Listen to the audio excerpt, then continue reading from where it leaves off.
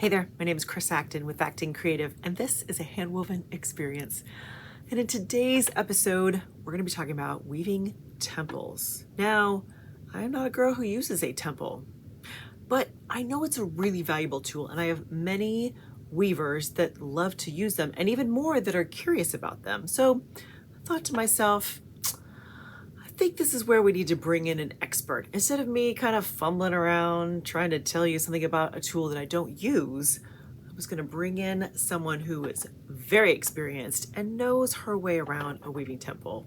Enter Caryl Bohn. Yes, Caryl uses temples for so many of her projects and has quite the love affair with them. So I decided I would bring in Caryl to give us the entire scoop, A to Z. What do we need to know about working with a weaving temple? And she did that, and in quite the style, let me tell you. You are just gonna love this episode of A Handwoven Experience. So without further ado, take it away, Caryl. As weavers, we spend a great deal of time working on the perfect draft, getting the perfect color scheme, cost analysis, making sure we find time to work before we pass out at night. But sometimes projects don't work quite right. Sometimes we have to fight with the warp that just doesn't want to play nice. And that's when we pull out the big guns, the temples. Hi, my name is Caryl. I live in Nebraska, and I have been a textile and fiber artist for over 30 years. And I raise these goofballs so that I can have endless supplies of yarn when I do my weaving. But Chris didn't ask me to make a video to talk to you about my animals or my crazy lifestyle. She asked me to make a video about weaving temples. What are weaving temples? Is it a place that we go where we hope we will find the next perfect color and texture combination for that perfect project? Or hopefully find the last brain cell that we have to properly wind, count, and install a warp on the back beam without losing the cross or making a mess of things? Possibly a place where we go to seek divine intervention while playing the game of warp and weft chicken? No. So what exactly is a weaver's temple or a weaving temple? It's a tool! There are several kinds of them. And I know you're wondering, if you don't already own one, what are they? How do I use one? Are they expensive? And do I need one? Simply explained, a temple holds the width of your project at the desired width that you actually planned for. It'll hold it at the same dimension that is coming off the back beam, through the heddles, through the reed, between you and the reed. There's nothing worse than working so hard to get that perfect 22 inches, 55.88 centimeters for the non-imperial measurers out there, to get that perfect project width, only to have it start to cinch in like Scarlett O'Hara going in her corset for the summer picnic. While you're weaving, you're going back and forth with the shuttle, and sometimes you can't quite control the tension that you're putting on that weft thread. And it's not always your fault. I'll flat out tell you, it's not always your fault. Sometimes it is, and you're pulling too hard, and it's pulling those outer warp threads, and it's pulling it in, and people aren't leaving that nice diagonal you see that allows extra warp and weft to travel up and over each other. And you do need that. But sometimes even if you achieve that perfect 45-degree angle on there, it still cinches in. Well, what the heck is the problem? The problem could be your draft. It could actually be the fact that you're maybe using a lot of overshot, and a looser weave has a little more give to it. It's a little more loosey-goosey and allows for that pull in, and you don't even realize you're doing it. Sometimes the warp threads are looser on the ends. You just didn't get your tension quite right, and you certainly don't want to untie everything just to fix that problem. And maybe weights aren't working in the back to hold the end warp threads at the project. It just kind of wants to drag towards the floor. Sometimes it's your fiber. Sometimes if the house gets more humid, your fiber might start to stretch on you, and it starts to shrink up in the wintertime when it's dry, and you're just it's a whole array of problems that could happen. But a temple will help alleviate those problems, and they aren't hard to use at all. They can be expensive, but they don't have to be. If you do a search on the current market for weaving tools, temples have been around for a really long time. You can find them online antique ones that go back 100 years or more, and there's probably been long before that, but they're just not around anymore. There are different types. There are heavy-duty metal ones. These things are for your heavy-duty project, your rag rugs, your Kronenberg rugs, your warp heavy rugs, and they come from like 8 or 10-inch projects to, I've seen them as wide as 10 feet, and they're adjustable. So you order the size range that you normally work in. So if you're normally doing 22 inches, you're going to order one that goes from 20 inches to 30 inches or whatever the product line comes in. But they come in metal, and they come in wood, and they also have spring strap ones, which I'll show you a little bit because that's what's on my loom now. The metal ones have extremely, where's the camera? Have extremely heavy duty teeth. Can you see those? They are as sharp as razor blades. They are brutal like puppy teeth, and you do not want to drop these in your lap or try to catch them. They hurt. But that's meant to grab your weft threads, and they do a very good job of it. The wooden ones have very, very fine and delicate teeth. Also as sharp as puppy teeth. You still don't want to grab these. They do draw blood. Once they taste blood, you know, tools, they just keep going for more. These are for your more delicate fabrics, for your scarves and your silks and your open weave patterns. But the wood ones tend to just be for lighter projects. And then we also have the strap ones, which are a newer one, and they don't have a size limit. It's as wide as your loom will weave.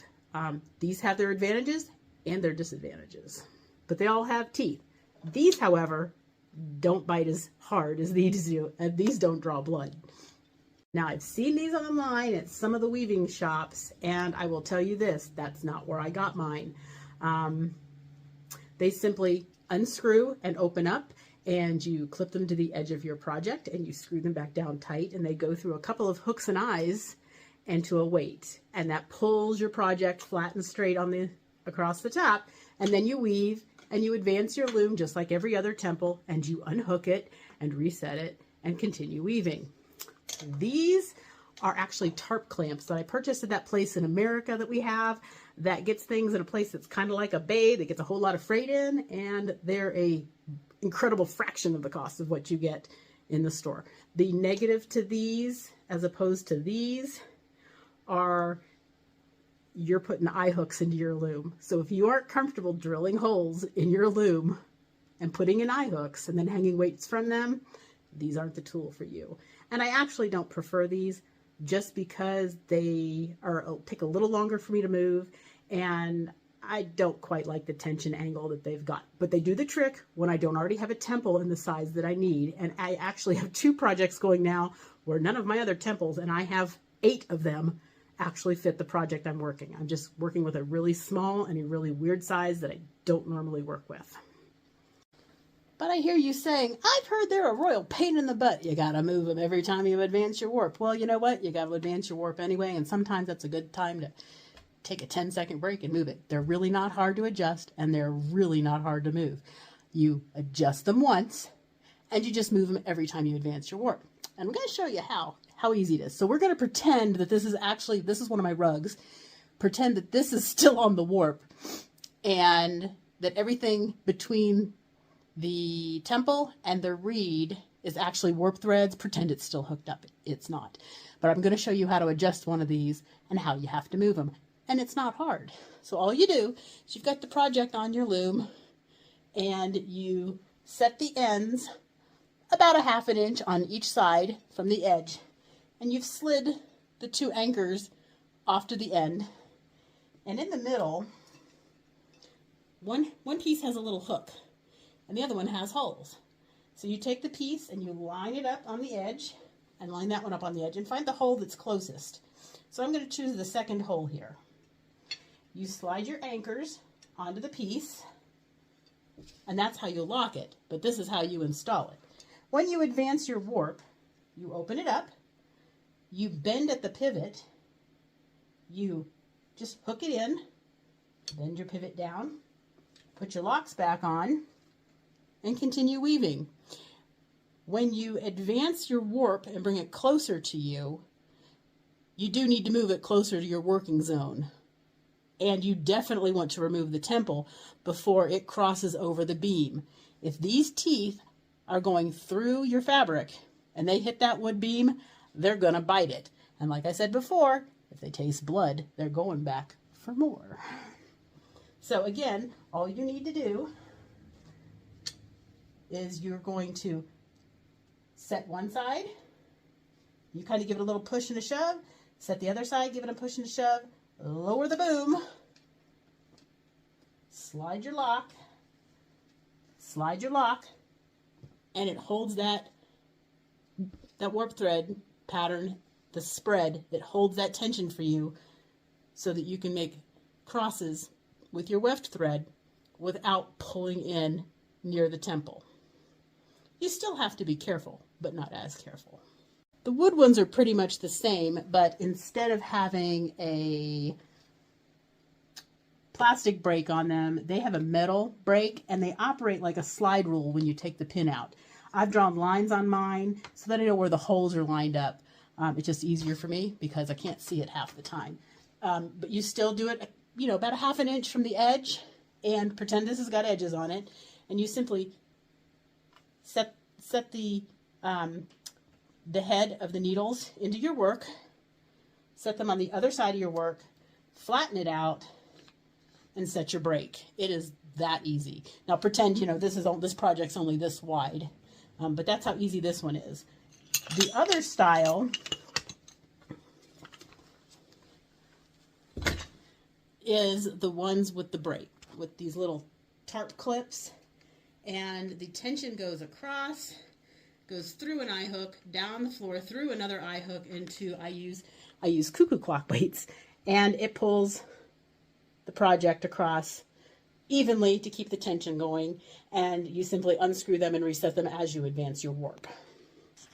So they can be expensive. They don't have to be, check your resellers online, your Etsy's, your garage sales, your local thrift stores, your weavers guilds, somebody who's given up weaving, somebody that's got the wrong size. Sometimes the clearance sections of these weaving shops. Do you need one? It sure is nice to have, because we all have those projects that just kind of go and you just need it. If you ask the weaver that's been around for 1,000,000 years, she'll say it's your technique and you just need to do better. Honestly, if someone's going around like that, we don't need the weaving police. We don't do that here. It's not a perfect world. Fibers don't act in a perfect way. We are not perfect. It's a tool. Sometimes you need it. If you ask a supply shop if you need it, of course they're going to say yes. Take my money. They're going to say you need one in every size and every color. You don't. You just need, if you're working on, always making placemats that are 18 inches wide, then get one that ranges from 20 to 22 inches. If you're always doing towels, get one that ranges from 25 to 40 inches. Fully adjustable. They huge range. I think my biggest one is, the smallest it gets is 3 feet, and the biggest it gets is almost 7.5. And I actually hacked one of my wooden ones so that it would go down to 6. So do I advise doing that? No, but I did because I needed it. I was having a project that was just fighting me tooth and nail. But generally, I like to have one in my toolkit. It's just one of those things that's nice to be able to pull out if you need it. And if you don't need it, it's not really that big a deal. It's not taking up that much space. I really do advise you watch those teeth. When you're removing it from the loom, make sure you remove it before you advance that warp so that you don't scratch your beam. And my biggest problem is occasionally I'll forget to remove it when I'm advancing the warp.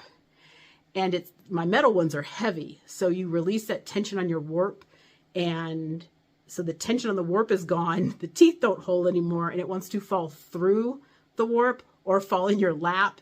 Move your legs because it's just like setting loose a pool of piranha. So that's all I have on temples. If you want to know how I made, or I want better pictures of how I made the clip ones, email me, email Chris, let me know on the Facebook group. I will post pictures, I will post instructions, I will post the cost. I don't want to step on anybody's toes, but that's what they are, and that's how they work, and that's what's working for me on this weird project. I hope this was fun. It's hard to fill several minutes on something that is such a simple tool, and but I hope I did it in a way that entertained you for a couple minutes and made you giggle a little. So have a great day. Thanks for coming. Do something fabulous. Be fabulous. Bye. Oh, I love it. Not only did we get an entire class on weaving temples, we got some entertainment to go with it. Caryl is just the best. Thank you so much, Caryl, for being a great teacher for us on this episode of A Handwoven Experience. It was quite the delight for all of us. And I don't know about the rest of you, but it's really inspired me to take a second look at the weaving temple and maybe incorporate it into a future project just to try it on for size, just in case it can make my life a lot easier. Sounds good to me. Hope you have a wonderful week, friends. Happy weaving.